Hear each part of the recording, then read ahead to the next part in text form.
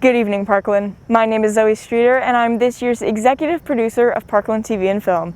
Today is Friday, October 1st, 2021, and welcome to this year's first episode of Parkland Profile.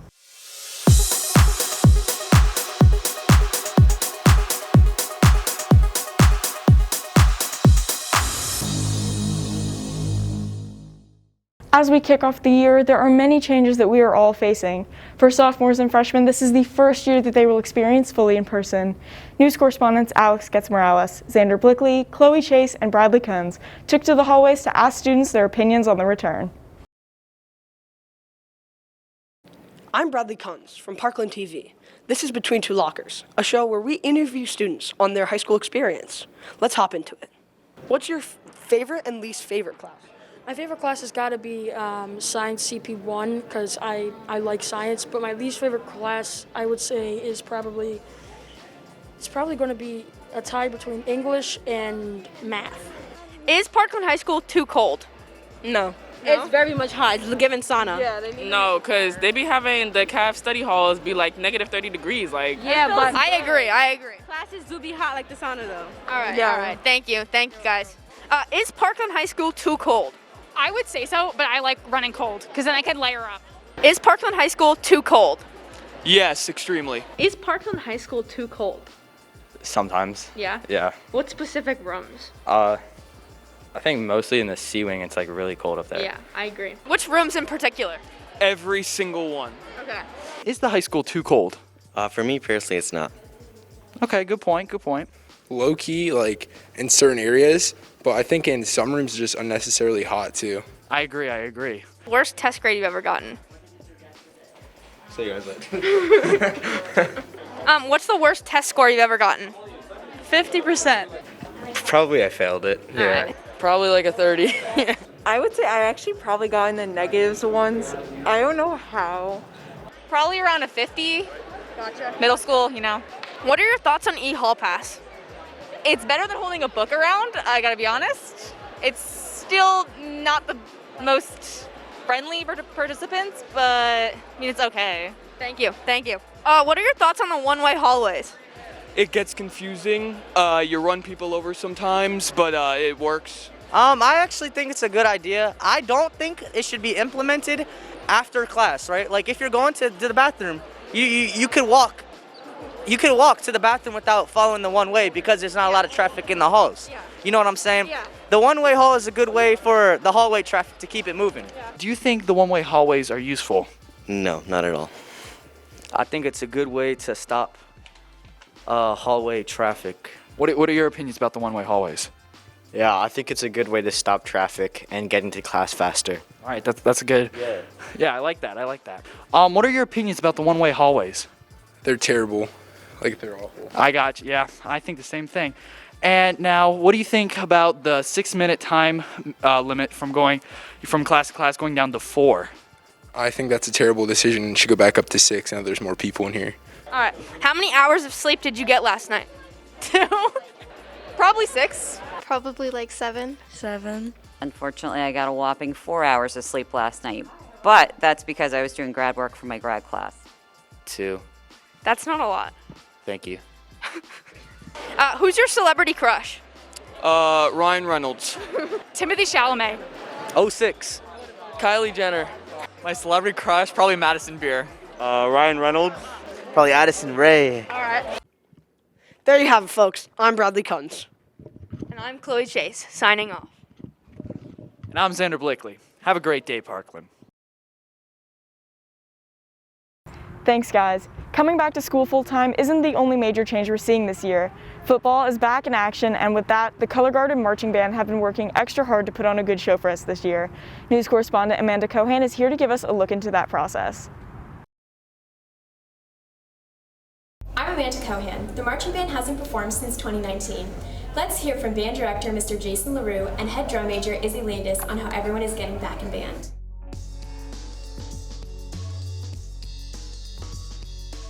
My name is Jason LaRue, and I am the Director of Bands here at Parkland High School. We play the field shows at halftime and pregame, and we also play in the stands during the football games.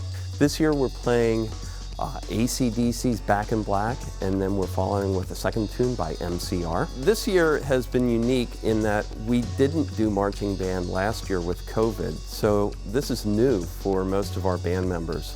And even for the returning members, it's been a long time since we've done it, so it's just learning how to put the show on the field that's been the challenge. My name is Izzy Landis, and I'm head drum major. So a drum major basically gets to conduct during the halftime show, during marching band season, and we're also like the head leadership position in the band. What really made me want to be drum major was little freshman me, even though I haven't grown an inch since that year. I was astonished when I saw our 3 drum majors for the first time. When I started marching band, it was just so cool to me to see like 3 people so in time, like having a great time and basically leading everybody, and it was just anything I ever could have dreamed of. And I've always loved music, and music is what I want to do during my post-secondary education. I want to be a music teacher, so it sounded like the perfect opportunity for me. It takes a lot of hard work and dedication. It's a lot of fun, but it's also a lot of hard work. So to be a good marching band, you have to be regular in your attendance, practice your parts, and know your parts when you come in, and then be willing to work with others to put it together. This year, we want to get the show on the field by the end of band camp, which is our 2-week intensive practice session. We work every day to get that show ready before the start of school. This year we have me, I'm the head drum major, and then my 2 assistant drum majors are Lucy Schilling and Alina Attia.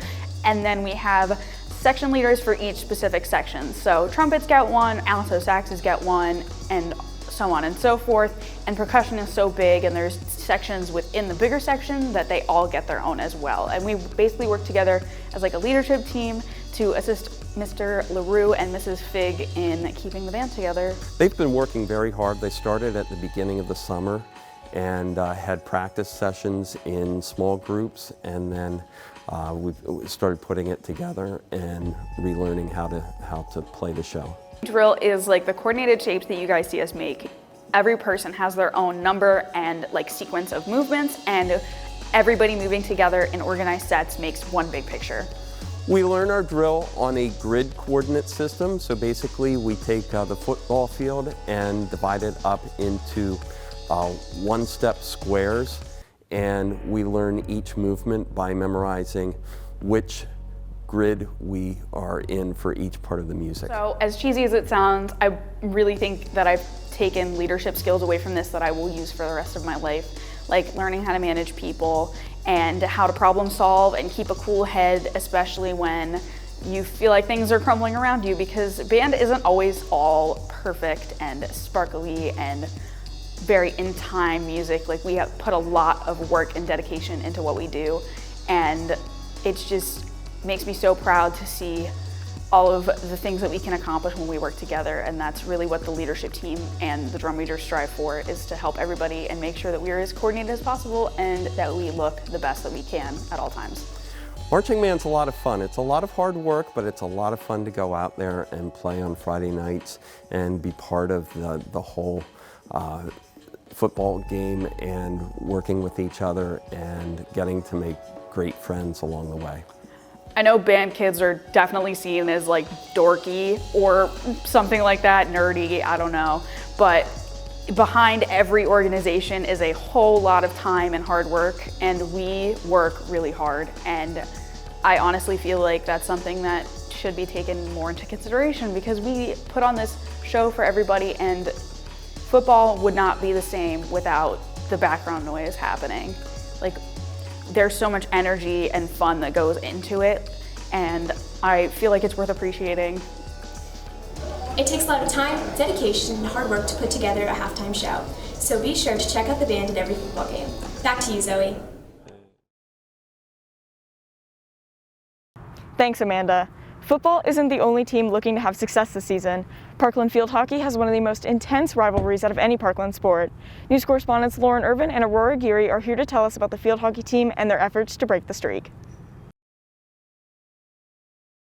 Parkland High School is very well known for having a great athletic department, Everyone who is part of one of the high school sports teams knows how hard you have to work to be able to play and perform well every day. All sports teams have rivals, but it seems a reoccurring one for every sport at Parkland is Emmaus High School. Emmaus is exceptional at all of their sports, but they are well known for being outstanding at field hockey. The head coach of the Emmaus field hockey team, Sue Butz-Stavin, has won 30 district championships in a row and currently has the record for the most successful coach for high school field hockey in America. Emmaus seems pretty unbeatable. However, with a senior class of 15 players, this year's field hockey team hasn't lost yet and isn't planning to. This year for Parkland is all about breaking Emmaus's streak and trying to prove to Emmaus that we have what it takes to win. They have been working nonstop this summer and fall, and they think that they have a very good chance at beating Emmaus at long last. Parkland Field Hockey is coached by Julie Bissey and Taylor Paulette, and their 4 captains this year are seniors Michaela Bruneben, Emma Brayford, Tess Garchinsky, and sophomore Aurora Geary.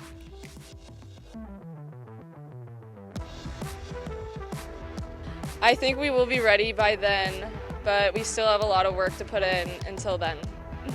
I think by the time, the 14th comes around, we'll be prepared. We've been preparing for our whole careers pretty much. We played them in elementary school, middle school, now in high school. All of the seniors and I have been working for this for the past 12 years. So I think by the time we play all of our games, play all the competitive teams, we're definitely gonna be ready to see them.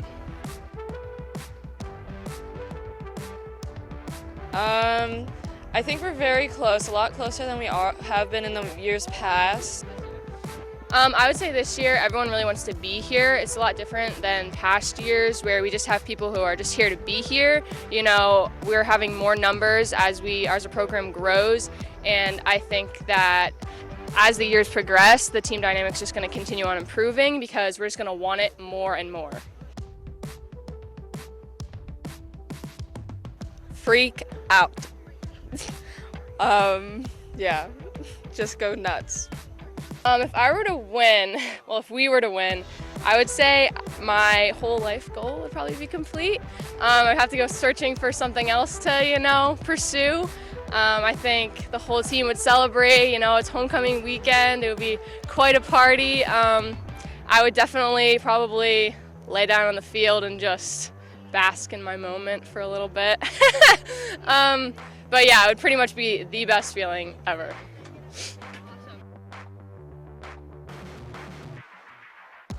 We went to the Is Stn Emmaus game and we got their film. We've been taking apart their film and trying to see how we can play against them and prep for them throughout the season. I think my girls have definitely gotten very physically and mentally prepared for the game and being able to play on the field for a full 60 minutes.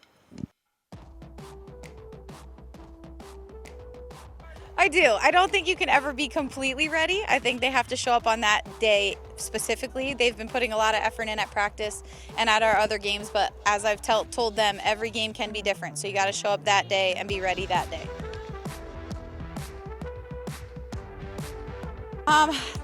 That's definitely going to be tough because we have so many people starting this year that are the seniors, and a lot of people off the bench are our seniors. But we do have a big incoming class, and we do have a great JV foundation. So I think that we have plenty of players who are willing to come up to the varsity and that are going to be able to fill the spots. But they're going to be a hard class to replace for sure.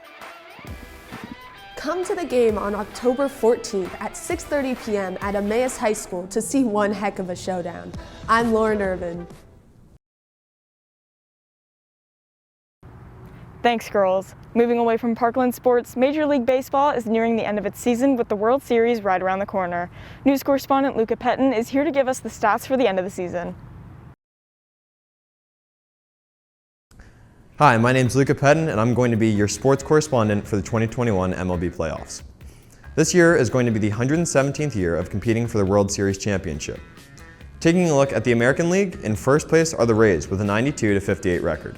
In second place are the Astros, their record 88-61. Finally, in third place are the White Sox with a record of 85-64. Now, switching over to the National League, the San Francisco Giants have the best record in the MLB right now, 97-53. In second place, we have the Brewers with a record of 91-58. And in third are the Braves with a 77-70 record.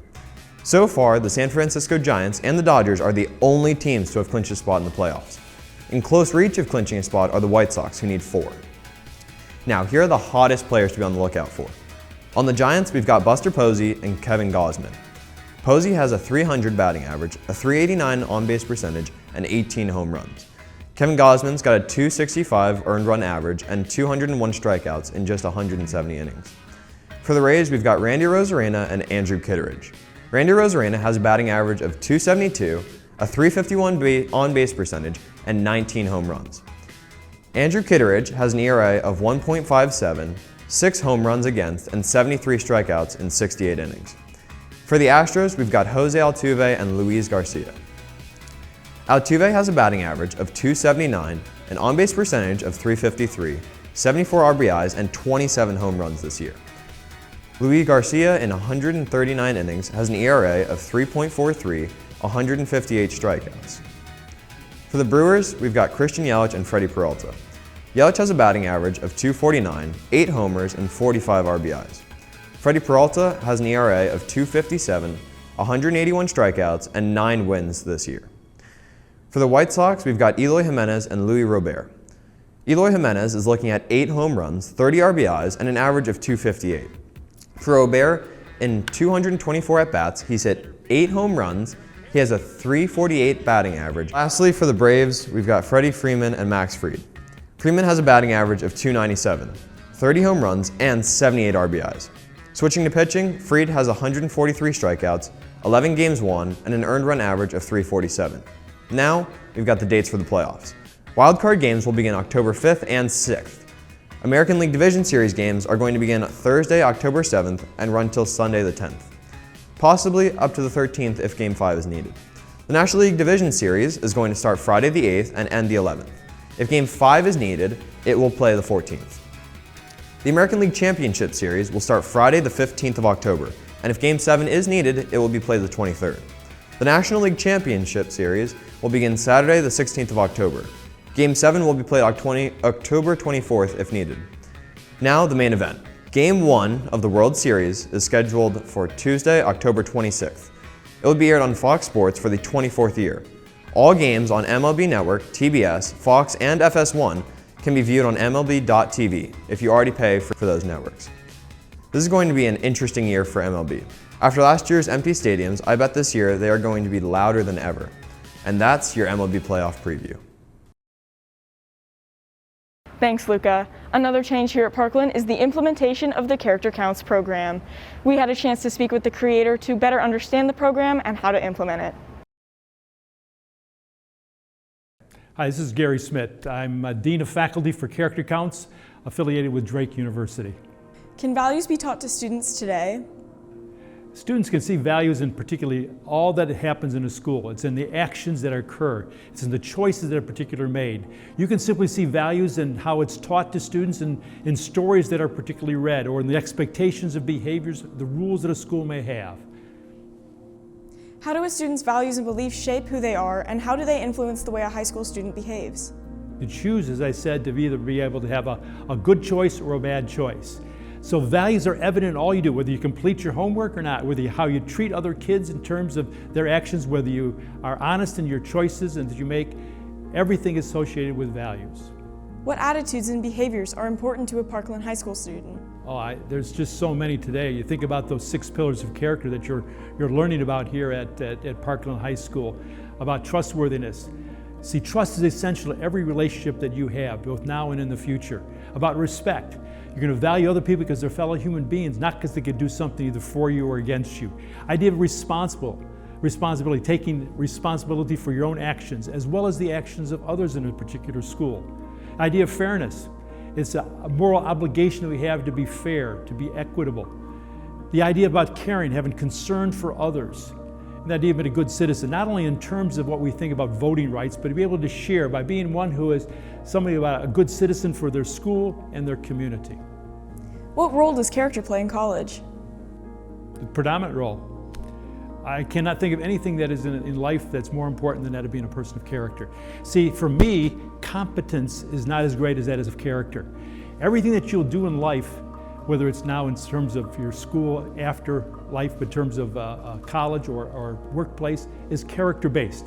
Think about what the employer that you're going to work for wants. Think about the college, what they're looking for.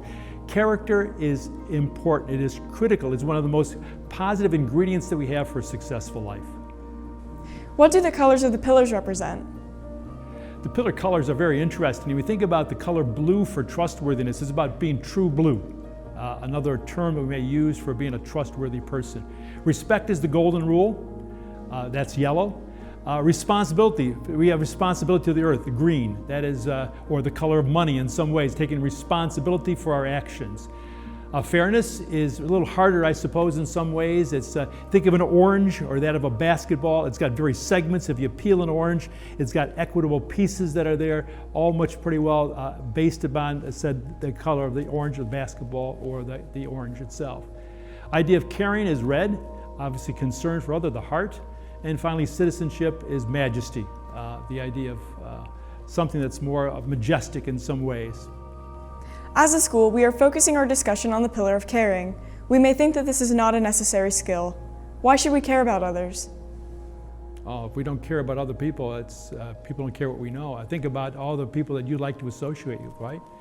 Or simply those things that you like to be with somebody who cares about you or somebody who doesn't show caring towards you. Caring is one that is often, as I said, is often maybe harder for times because we think it's such a soft skill. Or it's something that my mom used to teach me back when I was just be nice in some ways, right? But think if we followed that in other ways, if we really showed that we have concern for others instead of just ourselves, often it comes back to us. Often the idea of a culture of kindness is what we like to see at a school, where kids really cared about each other and where teachers cared about not only themselves, but also their fellow students. Why is character important for high school students? In what ways can Parkland students put into action the various traits of good character? Our choice is what really matters. It's not about words. So what we really have to think about is hard to change people's values when we think about what we can change is people's behavior or kids' behaviors by the choices that they make. So don't think about these pillars of character as just words that we like to say happen in our life, but they're reflected in our choices that's shown up in our actions and our behaviors. I'm not so bad. Other students are worse than me. Give your reaction to this statement and describe what it has to say about character. Oh, that's often said what I would hear from kids and say, well, I'm not so bad. There's other kids that are worse than me. That's what we call the doctrine of moral relative filth. You know, it's the lowest standard or expectations. We should try to be better than that in some ways. And when we make a mistake, we should learn from it and reflect and probably try to do better the next time. Why do we need beliefs and values? Are they really all that important for a Parkland High School student? It really is about all it is that we do. Think about that. Your beliefs are what you put into action. All of what we do in a school or in life is based upon beliefs and values. And if we cannot think about anything that are more about school, we need to think about the importance of making this an engaged, meaningful experience for us.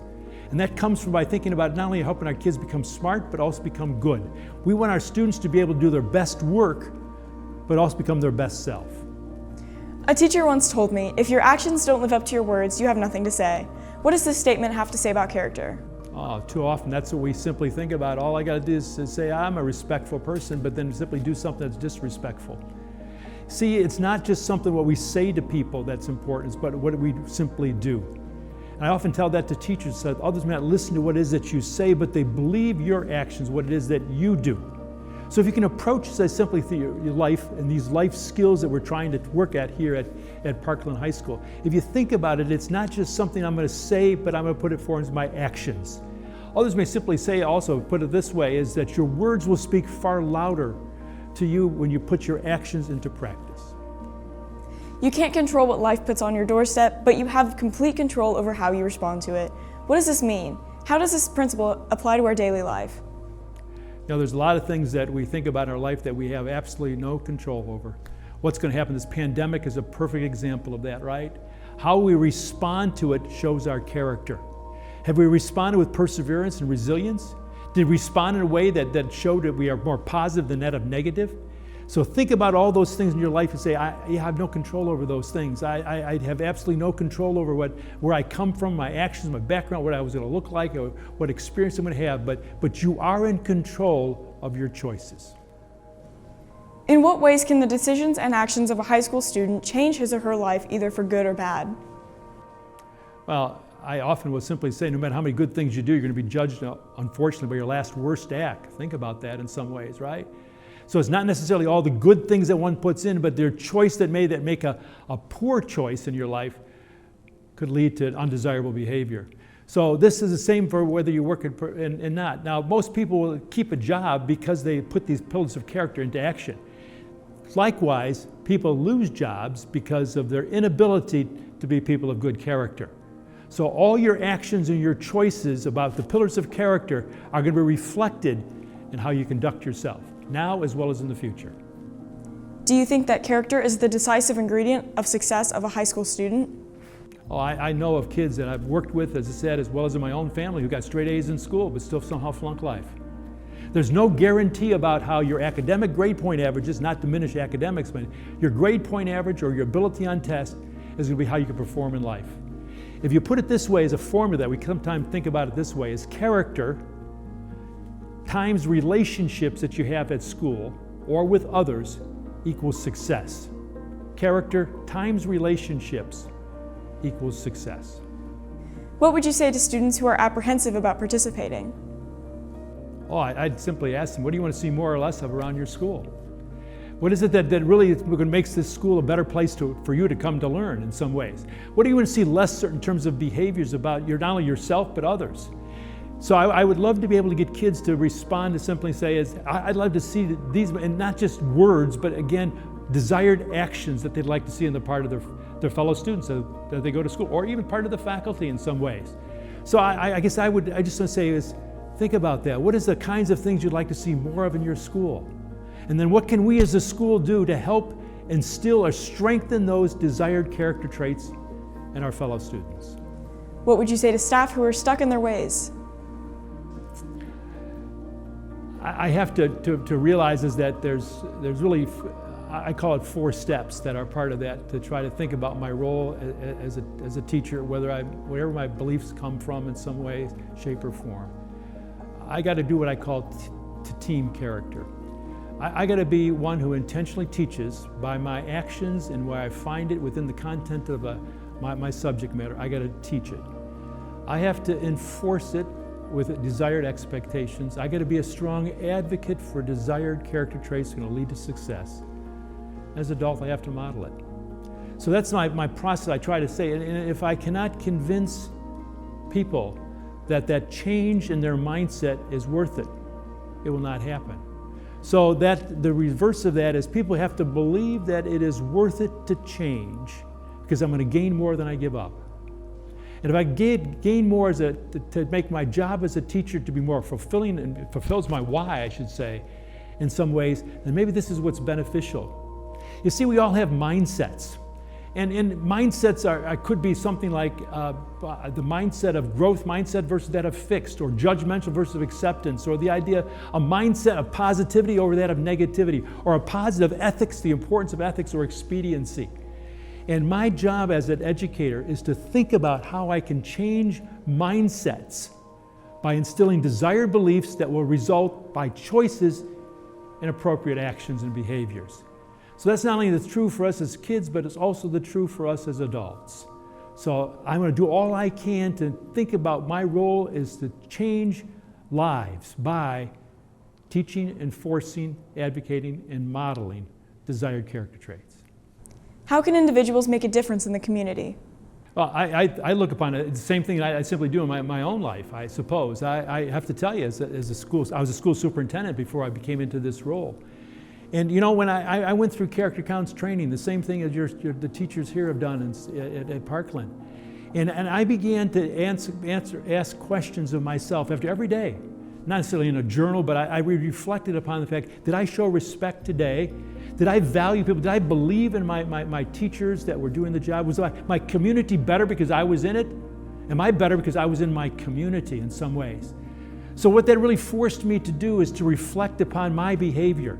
And I have to tell you, it's difficult. I struggle visibly every day to be a person of good character. I know I'm not as good as I really ought to be. I'm just trying to be better than I used to be in some ways.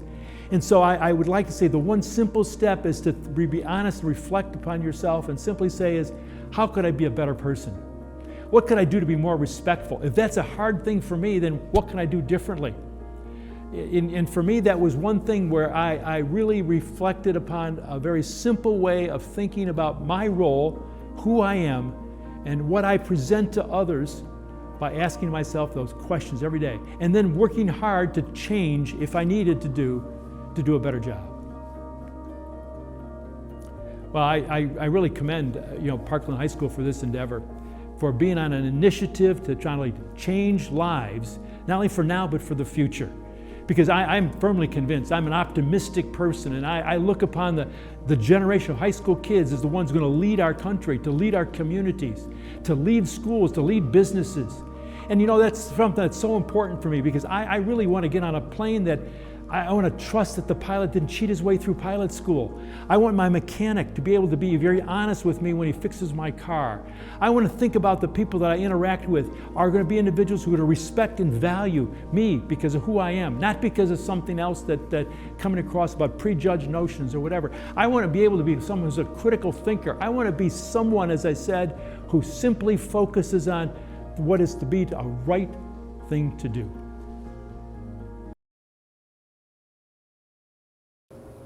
Technology is a massive part of our everyday lives, and innovations are always being made.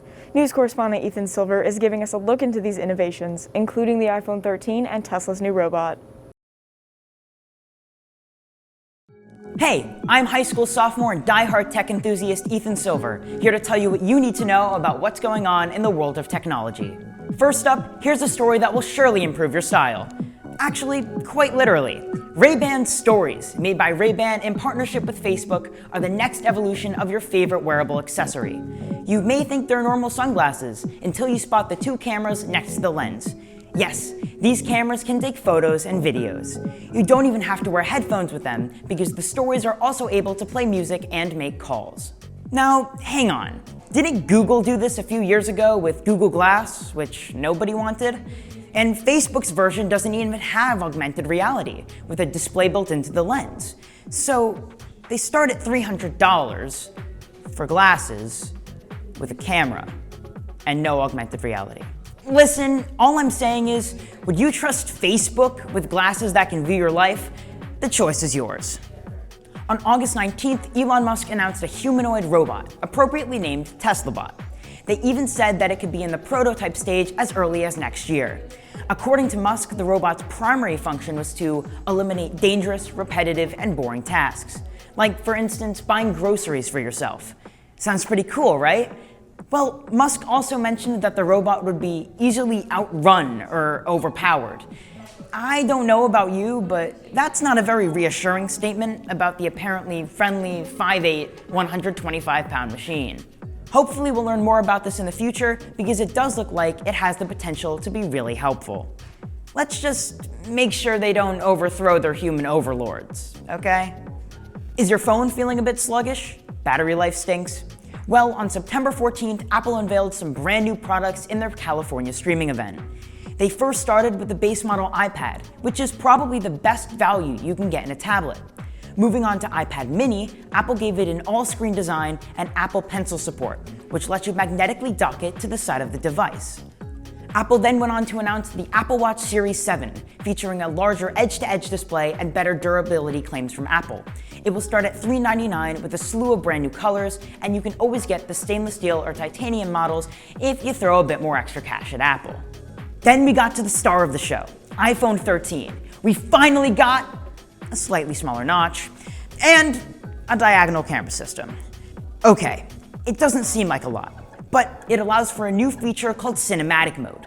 Basically, it gives videos AI focus effects that will make it a little bit more like your favorite blockbuster. The iPhone 13 mini will be $700, and the standard 13 will be $800. Apple wrapped up the event with the announcement of the iPhone 13 Pro and Pro Max models. The Pro models have a new screen technology called ProMotion, which makes scrolling and day-to-day tasks way smoother.